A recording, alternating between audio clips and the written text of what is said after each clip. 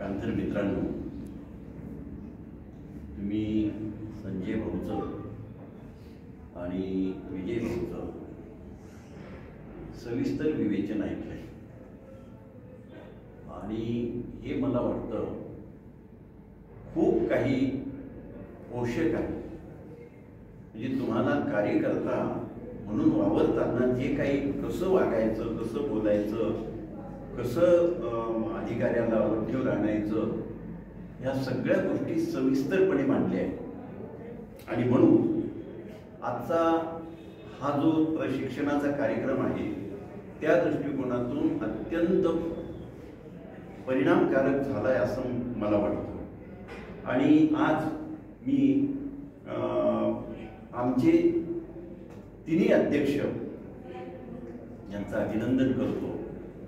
त्यास त्यांनी मन लावून 1-2 का होईना, कोणी 5 आणले, कोणी 10 आणले, कोणी 2 आणले, पण माणसं आणलेत आज बरोबर. आणि ही खरोखरच अभिनंदनीय बाब आहे. विशेषतः वाळूजवाल्यांनी मोठा वाटा उचलला याबद्दल मी तुमचं फार मनापासून अभिनंदन करतो. त्याच्यानंतर आमचे संतोषजी किल्लारे यांचंही अभिनंदन करतो. आणि आमचे अध्यक्ष ते व्यक्तिमत्वच तुम्ही पाहिलं तर तुम्हाला वाटतं की खरोखरच अध्यक्ष आहे बरं. पण ते तसे त्यांनी मन लावून काम केलं पाहिजे ही अपेक्षा आहे. ते आणले ना 2-3 आणले ना 2-3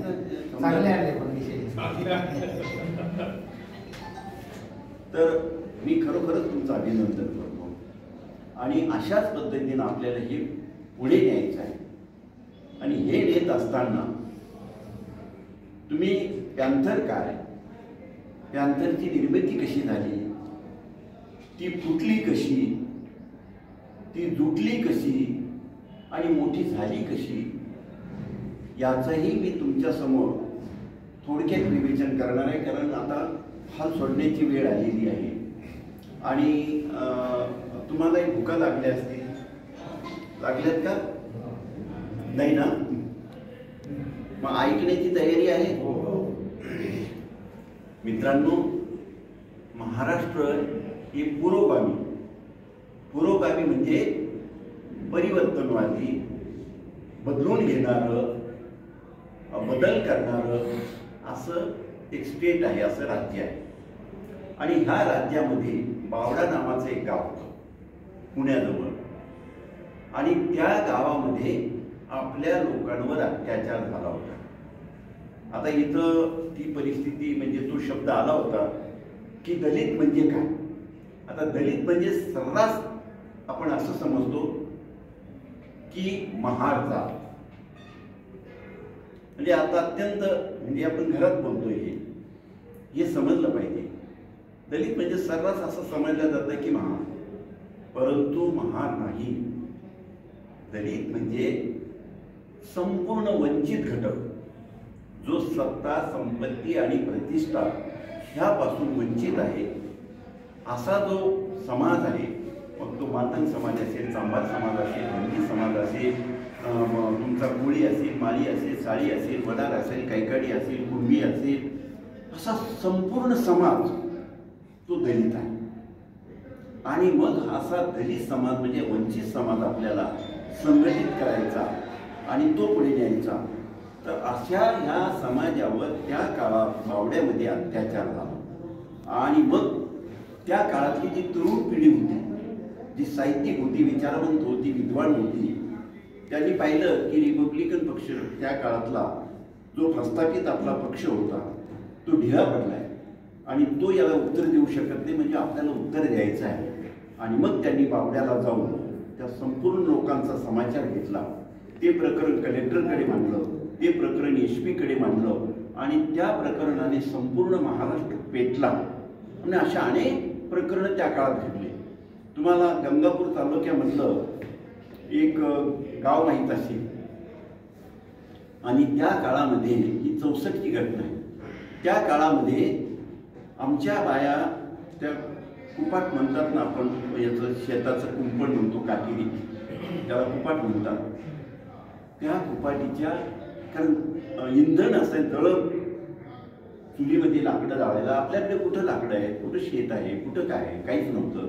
आणि म्हणून जिथं मजुरीला गेले तिथलेच ते काही काट्या कुपाट्याचे लाकडं काढायचे, म्हणजे काढायचे आणि घरी आणायचे आणि त्याच्यावर स्वयंपाक करायचा, अशी ती परिस्थिती होती. आणि त्यामध्ये त्या बायांनी त्या कुपाटीच्या काट्या उपटल्या आणि हे त्या माणसाने पाहिल्याच्या नंतर त्या माणसाने त्यांना इतकं बेदम मारलं, इतकं बेदम मारलं, एवढं बेदम मारलं की त्या घात झाल्या आणि त्या अवस्थेत त्यांचे कपडे फेडले, सगळे लुगडं चोळी सगळं सगळं असं मोकळं करून टाकलं आणि त्यांची मिरवणूक काढली गावात. विचार करा काय अवस्था असेल ही, की नेकेड. आता जे म्हणतात ना तुमचं आपल्या याच्यामध्ये मणिपूरमध्ये, मणिपूरच्या अगोदर हे झालेलं आहे सगळं आणि चालूच आहे. काल तर काहीच नव्हतं, आज तर खूप होत आहे. 4-4 वर्षाच्या मुलीवर बलात्कार केला जातात, तुमच्या वस्त्याच्या वस्त्यात जाळल्या जातात, तुमच्या बायांकडे अक्षरशः विषयाच्या अनुषंगानच म्हणजे ज्याला आपण काय म्हणतो त्याला कामण्याच्या दृष्टीनंच पाहिलं जातं. आणि अशा पद्धतीनं जेव्हा हे सगळं चालतं तर त्याच्यावर आपल्याला प्रतिबंध करता आला पाहिजे. आणि तो जर करायचा असेल तर आपल्याला एक लढाई करावी लागेल. पॅन्थर म्हणजे काय, एक आक्रमक लढाऊ, ज्याला कोणत्याही प्रकारची पर्वा नाही जीवाची, आणि एक समोरच्या माणसाला लढा शिकवायचा, त्याला पॅन्थर.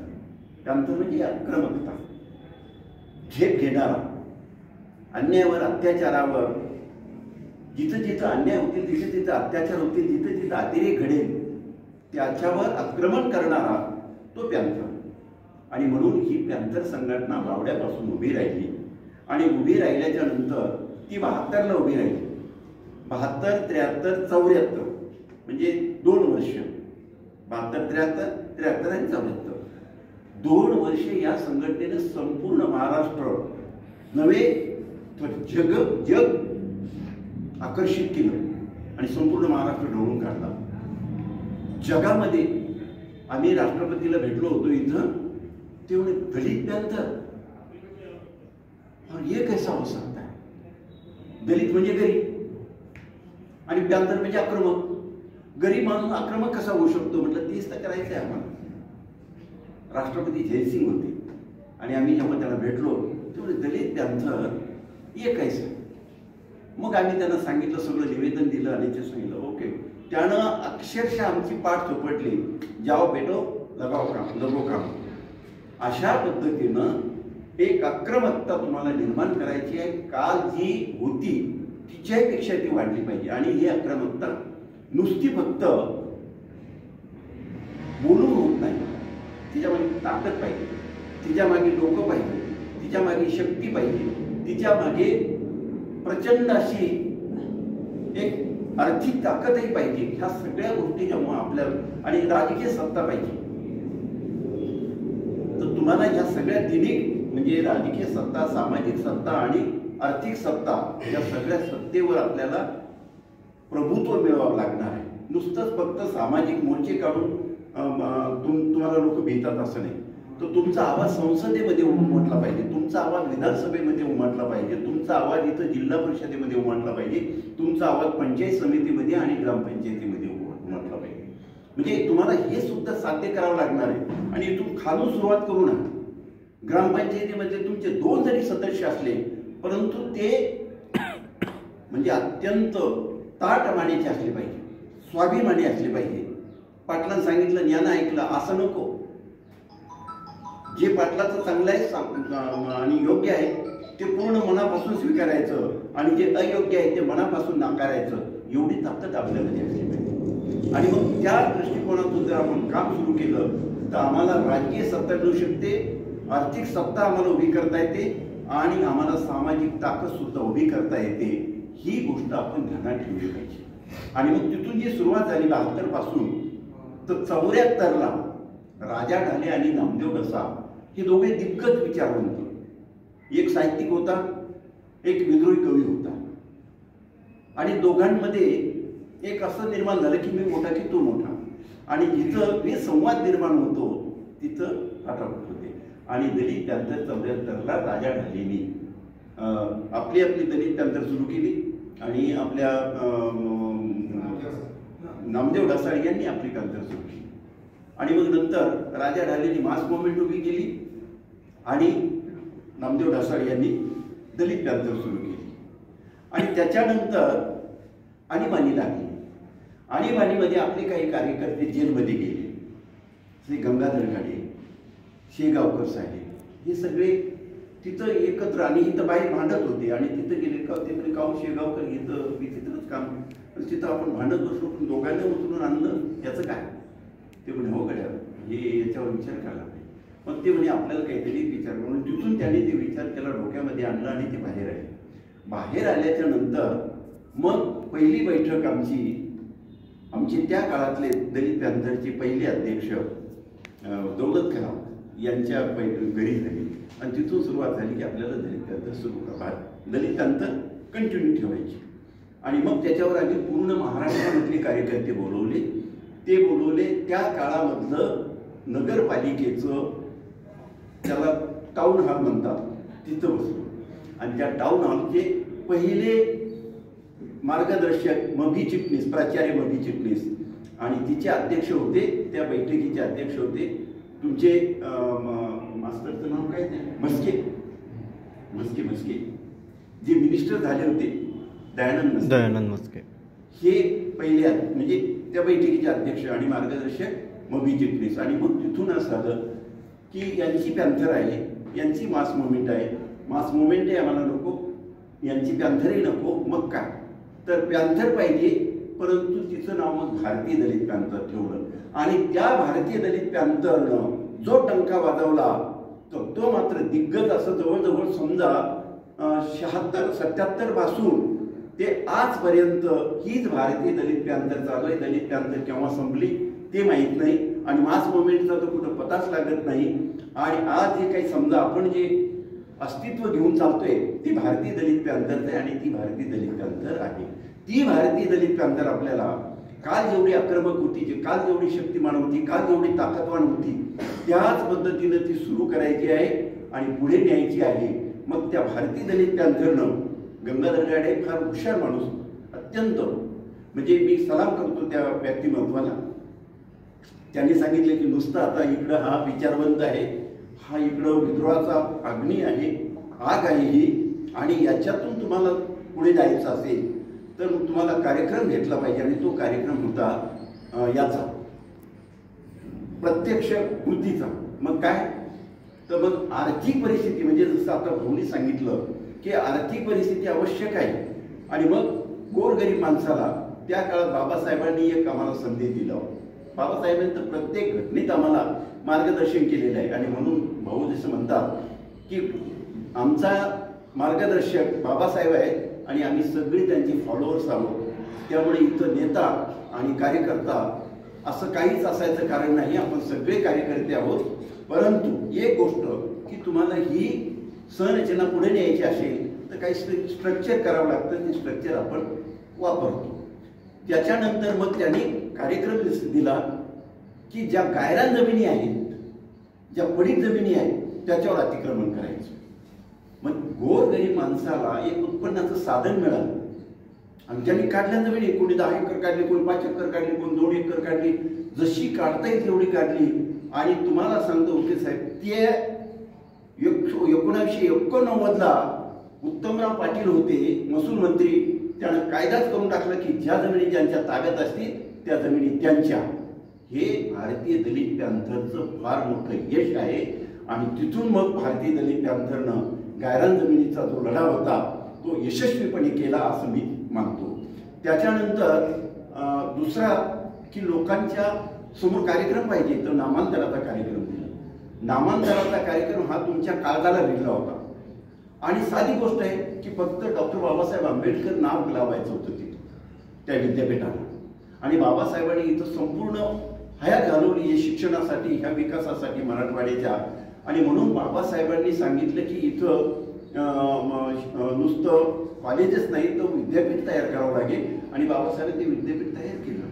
आणि मग त्याच्यानंतर त्या विद्यापीठाला डॉक्टर बाबासाहेब आंबेडकर विद्यापीठ असं नामांतर करावं, हा लढा आपण सुरू केला आणि सामान्य माणसाला तो लढा आपला वाटला आणि सर्वसामान्य माणसापासून ते इथल्या प्राध्यापक, डॉक्टर, वकील, कलेक्टर, कमिशनर हे सगळी माणसं त्यामध्ये सामील झाली. सगळे माणसं लाखाचे सत्याग्रह, लाखाचे मोर्चे निघायला लागले आणि त्याचं नेतृत्व भारतीय दलित पॅंथर करत होतं. हे जर ज्यांना माहीत नसेल त्यांनी आपलं फक्त कान आणि डोळे आणि डोकं ठिकाणावर ठेवून पाहावं की त्याचं नेतृत्व भारतीय दलित पॅंथर करत होतं. नंतर ती नामांतर मुवमेंट आपली समिती तयार करण्यात आली, नामांतरवादी कृती समिती. परंतु खऱ्या अर्थानं दलित पॅंथर आणि माईसाहेब आंबेडकरांनी भडकल गेटवर 1,00,000 लोकांचा सत्याग्रह जाहीर केला आणि लोक तिथं सत्याग्रहामध्ये गेले. 80-82 ची घटना आहे. त्याच्यानंतर जेव्हा तिथून सुरुवात झाली आणि शरद पवार नावाचे चीफ मिनिस्टर होते, त्यांनी पाहिलं की हे काही अयोग्य नाही आणि त्यांनी मान्य केलं. वसंतदादा पाटील मुख्यमंत्री होते शरद पवारांच्या अगोदर. त्या शरद पवारांनी आपल्या वसंतदादा पाटलांनी सांगितलं की मराठवाड्यातलं मत सुद्धा बदलणार नाही आणि ते बीडला बोलले आणि बीडवरून ते विमानतळाला जायला निघाले मुंबईला विमानतळाकडे. अडवलं ना त्यांना. तिथं शिंदीबन, उस्मानपुरा, जयभीमनगर ह्या काळातल्या त्या म्हणजे बालिकेला असलेल्या वस्त्या सगळा समाज तिथं उमटला आणि त्या एका माऊलीनं जनाबाई नावाचं बाई आहे, तिची मुलगी एक 2-3 महिने 6 महिन्याची असेल. अक्षरशः मित्रांनो अशी फेकून दिली त्या बाईने ती मुलगी. आता ती मुलगी 40 वर्षाची आहे, तिला 2-3 लेकरं आहेत आणि ती बाई सुद्धा जिवंत आहे जनाबाई. ती महापालिकेमध्ये नोकरीला होती. तर त्या पोरीचा पाय आजही मोडलेला आहे, ती लंगडत चालते. कुणी दखल घेतली तिची? कुणी घेतली नाही. परंतु एका माऊलीनं आपला पोटचा गोळा असा रस्त्यावर फेकणं ही साधी गोष्ट नव्हती मित्रांनो. हे फक्त काळजाला झोंबलेला एक मुद्दा होता आणि त्या मुद्द्यामधून त्या माऊलीनं ते हे केलं, तिला त्या मुलीला फेकलं आणि ती गाडी त्याची थांबली, कचकन दाबली आणि गंगाधर गाडीनं त्या बॉनेट धरले, त्याचे अक्षरशः हात कापले होते, रक्त सांडत होतं. आणि मग काय पोलिसांनी जेव्हा लाठीमार सुरू केला, आम्हाला धरलं, पकडलं, गाडीत टाकलं. हर्सूलला आम्ही 3 दिवस होतो. 3 दिवस आणि मी त्यातला एक आहे. मला हा अत्यंत स्वाभिमान आहे की त्या लढाईमधला मी एक सैनिक आहे आणि आजही मला ही उमेद आहे की कोणतीही जर लढाई असेल तर आम्ही रक्त सांडेपर्यंत लढत राहू, मागे हटणार नाही. आणि त्या उद्देशानं आपल्याला ही दलित पॅंथर उभी करायची आहे आणि त्या उद्देशानं ती पुढे न्यायची आहे. आणि म्हणून मित्रांनो आपल्याला जी ताकद पाहिजे, दलित पॅंथरच्या पाठीमागे दलित पॅंथरला लोक का घेत होते की हे बिनधाड म्हणजे अत्यंत धाडसी तर होते पण बिनधास्त होते आणि काही झालं आणि काही करायची त्यांची तयारी होती. त्यामुळे ह्या लोकांनी त्या काळात जे लढे दिले त्यामुळे लोक भीत होते दलित पॅंथर येतील. तुम्हाला माहिती आहे की तिहेड नावाचं गाव आहे भोकरदन तालुक्यात, अक्षरशः जातीवादी गाव आहे. म्हणजे थांबवतो मी थोडं तुम्हाला. एक प्रकरण झालं होतं तिथला सवर्ण समाज, तेव्हा मी भीमार्मीचंच काम करत होतो तिथे. तर तिथे म्हणजे दलित समाजावरती तिथल्या अस्पृश्य सवर्ण समाजाने अक्षरशः बहिष्कार टाकला होता. म्हणजे दुकानामधून साखर सुद्धा किंवा चहाची पत्ती सुद्धा घेऊन येत नव्हते किंवा ते दुकानापुढे आपल्या समाजातल्या लोकांना येऊ देत सुद्धा नव्हते. म्हणजे इतकं जातीवादी गाव आहे. त्या गावामध्ये असं गाव आहे आणि असा इकडून रस्ता आहे आणि इकडून आपली वस्ती आहे आणि ही आपली स्मशानभूमी आहे त्या गावाच्या लगतच. आणि तिथं आपल्या मंडळीनं झेंडा काढला, कारण आज काय गावात विस्तारित व्हायला लागलेत ना आणि त्यामुळे त्यांनी असं थोडं तिकडं इन्क्रोच करायला सुरुवात केली आणि म्हणून आपल्या मंडळीने झेंडा लावला. आणि त्या माणसानं तो झेंडा त्याला सहन झाला नाही की माझ्या घरासमोर मला सकाळी उठल्याबरोबर निळा झेंडा दिसतो. म्हणजे मनाची एक प्रवृत्ती पहा कशी आहे. तेव्हा निळ्या झेंड्याचं त्या माणसाला इतकी अलर्जी की सकाळी उठला की निळा झेंडा पाहावा लागतो. म्हणून त्यानं तो झेंडा घरातला तोडून टाकला एक दिवशी. दुसऱ्या दिवशी आम्ही गेलो, फक्त 9 सायकली घेऊन 9 2 18 आणि तिथली कार्यकर्ते तिकडून विदर्भाच्या बॉर्डरवरती गाव आहे, तिकडून एक वराड आलं होतं लग्नाचं. आणि त्या वराडाला आम्ही थांबवतो. म्हणजे काय तर म्हटलं असं असं इथं आहे. ते म्हणजे आम्ही थांबतो आणि ते पोरं आम्ही पोरं आणि मिळलो ना सगळा झेंडा म्हणजे मिरवणूक काढली गावामधून. आणि तिथं तुळसाबाई नावाची बाई आहे, ती आता आहे की नाही माहीत नाही. ती बाई अशा मांड्या ठोकत चालली होती रस्त्यानं म्हणजे मिरवणुकीमध्ये. आणि या कोणता येतो आडवा आणि आम्ही पूर्ण गावातून मिरवणूक काढली. ही 73ची घटना आहे. आणि मिरवणूक काढली आणि मिरवणूक काढून तर एक माणूस गावात नव्हता, एक माणूस सवर्ण माणूस एक ना गावात नव्हतं की पॅन्थरवाले येणार आहे. आणि किती होते पॅन्थरवाले? 18 जण, 9 सायकली, डबल सीट. आणि मग तिकडची ती मंडळी 20-25 माणसं, तरुण पोरं. बाकीच्या गाड्या गेल्या वराडाच्या, पण ती पोरं थांबली. ते म्हणजे आम्ही नंतर जाऊ. आणि मग ते आणि आम्ही आणि तिथले गावातले लोक अशी सगळी मिरवणूक काढली. पूर्ण गावामधून मिरवणूक काढली. पुन्हा तो झेंडा लावला आणि तिथं सांगितलं की इथं आज आम्ही आमचं मरण इथं दाबत आहोत. आणि ज्याला कोणाला समजा मरायचं असेल त्यांनी ह्या झेंडा उघडून दाखवावा. आणि आजही तो झेंडा त्या ठिकाणी आहे. आता तिथं समाज मंदिर चांगलं उभं राहिलेलं आहे. तर हा 73 मधला. आणि मग 74 मध्ये राजा डाली इथं आले होते आपल्या रमानगरमध्ये. तर रमानगरमध्ये आम्ही त्यांना ही सगळं हकीकत सांगितली. ते म्हणजे आम्ही तुमच्याबरोबर चालू.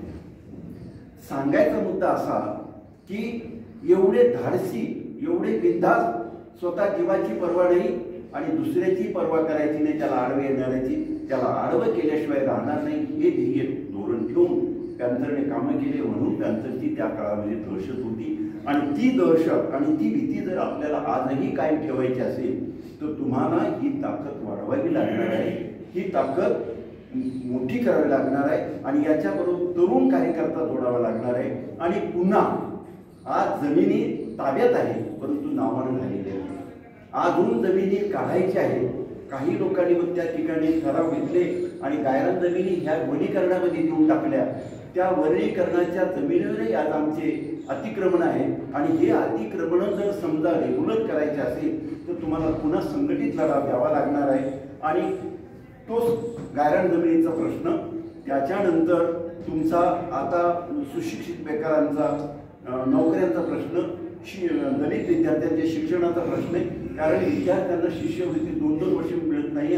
आणि आम्ही इथं शिकत होतो तर आम्हाला ॲडव्हान्स दिला जात होतं. आणि मुथून येणारा विद्यार्थी चंद्रपूर, चांदा, भंडारा, नागपूर, इकडून तुमचा उस्मानाबाद, नांदेड, परभणी इथला सगळा विद्यार्थी यायचा. इकडून तुमचा कोल्हापूर, सातारा, सोलापूर इकडून विद्यार्थी यायचे आणि इथं शिकायचे. आणि ते केवळ त्या शिष्यवृत्तीवर 35 रुपये आम्हाला ॲडव्हान्स द्यायचे, 35 रुपये. आणि ते घेऊन आम्ही महिनाभर काढत होतो. आणि महिन्याच्या नंतर शेवटी आमचे 5 रुपये उरत होते, तेच कापून घ्यायचे ते. आणि ते 5 रुपये आम्हाला शेवटी द्यायचे. तर ते 100-200 रुपये व्हायचे. आणि त्याच्यात आम्ही आईला रुग्ण, भावाला कपडे, अमक्याला कपडे, टमक्याला कपडे असं करून खाऊ आमकं डमकं घेऊन गावाकडे जात होतो. तर हे आम्हाला शिष्यवृत्तीमधून मिळत होतं. ती शिष्यवृत्ती शासनानं बंद केली. आणि शासन मी जसं सांगितलं की जातीवादी आणि संघाच्या विचारसरणीवर आधारलेलं शासन आमची आलंय. आणि त्यांनी पाहिलं की हा समाज पुढे कशाच्या भरोशावर जातोय तर केवळ शिक्षणामुळे. आणि शिक्षण कशाच्यामुळे घेतोय तर बाबासाहेबांनी दिलेल्या सवलतीमुळे. आणि त्या सवलती बंद करण्याचं काम ते काही असं त्यांनी कायदा केला नाही की सवलती बंद करायच्या, कायदा केला नाही की नोकऱ्या द्यायच्या नाही. परंतु आता नोकऱ्या कशा दिल्या जातात तर ठेकेदारांना. आणि शिष्यवृत्ती तुमची 2-2, 3-3 वर्षे दिली जात नाही. अशा पद्धतीनं तुम्हाला पायबंद घालण्याचं. नाही तर पोरगा BA झाला की MA करायचा, MA झाला की MSc करायचा, आपले LLM करायचा, LLB करायचा, LLB झाली की LLM करायचा. आणि जोपर्यंत नोकरी मिळत नाही परत शिकत राहायचं. ज्या दिवशी नोकरी मिळाली त्यावेळेस शिक्षण सोडून द्यायचं, कारण शिष्यवृत्ती मिळत होती.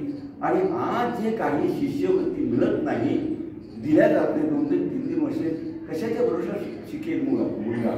आणि म्हणून आम्हाला शिष्यवृत्तीचा प्रश्न असेल, नोकऱ्यांचा प्रश्न असेल, राखीव जागा आमच्या जर जिथं नोकरी दिल्या जात नाही तिथे राखीव जागा कोण विचारले, कोण विचारणार आहे राखीव जागा. तर राखीव जागा सुद्धा आमच्या भरल्या गेल्या पाहिजे. जर सरकारी नोकरीमध्ये राखीव जागा मिळत नसतील तर खाजगीकरणामध्ये आम्हाला राखीव जागा मिळाल्या पाहिजे. ही सुद्धा लढाई आपल्याला करावी लागणार आहे. आणि ह्या सगळ्या मार्गाने जायचं म्हटलं तर तुम्हाला संघटित ताकद उभी करावी लागणार आहे. आणि या ताकदीच्या भरोशावर हा लढा पुढे न्यावा लागणार आहे. यासाठी मित्रांनो आपल्याला पुन्हा त्यांचं नव्या जोमानं, नव्या ताकदीनं, नव्या इराद्यानं, नव्या विचारानं उभी करावी लागणार आहे. आणि यासाठी राजकीय, सामाजिक आणि आर्थिक ह्या तिन्ही स्तरावर आपल्याला ही सगळा लढा उभा करावा लागणार आहे. यासाठी आपण सगळ्यांनी सिद्ध व्हावं आणि प्रत्येकानं आपली जिम्मेदारी ओळखावी. प्रत्येकानं की नुसतं फक्त पद मिळतंय म्हणून त्यांनी करतात असं नाही, तर त्या पदाबरोबर तुम्ही 10 माणसं तुमची उभी केली पाहिजे. आणि 10 माणसं उभी करून त्याबरोबर त्याचं तुम्हाला त्याचं उदरनिर्वाहाचं साधन सुद्धा उभं करता आलं पाहिजे. आज तर बरेच काही उद्योग व्यवसाय अमकं ढमकं आम्ही करतो, कोणी काही खाजगीकरणात काम करतं, कोणी काय आपलं मिस्त्री म्हणून काम करतं, कोणी आपले काय म्हणतात त्याला सुतार म्हणून काम करतं. अशा अनेक कामं आहेत. परंतु खऱ्या अर्थानं माणूस जोपर्यंत शिक्षण घेऊन कायदा, सुव्यवस्था आणि अंमलबजावणी त्या कायद्याची, प्रशासन आणि शासन याच्यावर प्रभाव टाकणाऱ्या ज्या गोष्टी आहेत त्या तुम्हाला आत्मसात करता आल्या पाहिजे. तरच तुम्हाला, मी सांगतो, आम्ही इथं बदनापूरला गेलो होतो आणि एक PSI होता. त्यावेळेस पोलीस स्टेशनला PSI असायचे आणि त्याला जो असायचा इन्स्पेक्टर त्याला सर्कल इन्स्पेक्टर म्हणायचे. आणि त्याला गेलो, त्याला विचारलं का हो असं काय झालं, असंच काहीतरी प्रॉब्लेम होता. आणि तो म्हणे असं तसं म्हणायला लागला. जेव्हा केव्हा त्याला घेतला आडवा तिडवा, म्हणून तुला काय वाटतं की तुझ्या बापाचं राज्य आहे का? जर समजा आमच्या माणसावर जर का अन्याय झाला आणि आमच्या माणसाला जर त्रास झाला तर तुला म्हटलं सुखासुखी आम्ही सोडणार नाही. अक्षरशः मित्रांनो, अक्षरशः तो माणूस कसा रडायला लागला. PSI पोलीस स्टेशनचा प्रमुख आणि म्हणे मी माझी काय चूक झाली, मला काय आहे. माझी चूक म्हणजे आमचा माणूस तिकडं उपाशी मरतोय, आमचा माणूस तिथं लोक म्हणजे त्याला अत्याचार अन्याय करतात त्याच्यावर, आणि तू म्हणतो की माझी काय चूक आहे. लॉ अँड ऑर्डर चालवण्याचं काम तुझं आहे आणि तुझी चूक आहे आणि तुला जिम्मेदार धरणार, तुला प्रश्न विचारणार आहोत आणि तुझ्या पुढचा जो काही असेल SP DSP त्याला विचारणार. आणि म्हणून त्या माणसाला वेटी चढत अक्षरशः PSI रडत होतं. आणि कोण होतं माझ्याबरोबर? एक कार्यकर्ता आणि मी, असे दोघंच. परंतु तुमच्यामध्ये जरब असली पाहिजे, तुमच्यामध्ये ताकद असली पाहिजे, तुमच्यामध्ये कुवत असली पाहिजे की ह्या माणसाला बोलायचं आहे. तिथं याच्याशी 2 हातमध्ये कुस्ती करायची होती का? पण आम्ही डोक्याने त्याला विचारलं की हा अन्याय झाला की नाही लिहू. मग त्याच्यावर तू काय ॲक्शन घेतली? काही घेतली नाही. मग हे काम तुझं नाही का? हो. आणि याच्यासाठी तुला प्रश्न विचारतो. अशा पद्धतीनं जर समजा आपण प्रश्नाचं मूळ आणि प्रश्नाची जाणीव करून जर दिली आणि त्याच्या लक्षात आणून दिलं अधिकाऱ्याच्याच अधिकारी आजही लिहितो. आणि म्हणून मित्रांनो, तुम्हाला तरुणांना, विशेषतः विद्यार्थी असतील, तरुण असतील, महिला असतील, महिलांच्या आता उद्योगाच्या बाबतीत भाऊ सगळं पुढच्या शिबिरामध्ये सांगतील की कशा पद्धतीनं आपण जमा व्हायचं, कशा पद्धतीनं रजिस्ट्रेशन करायचं, कशा पद्धतीनं बँकेकडे न्यायचं.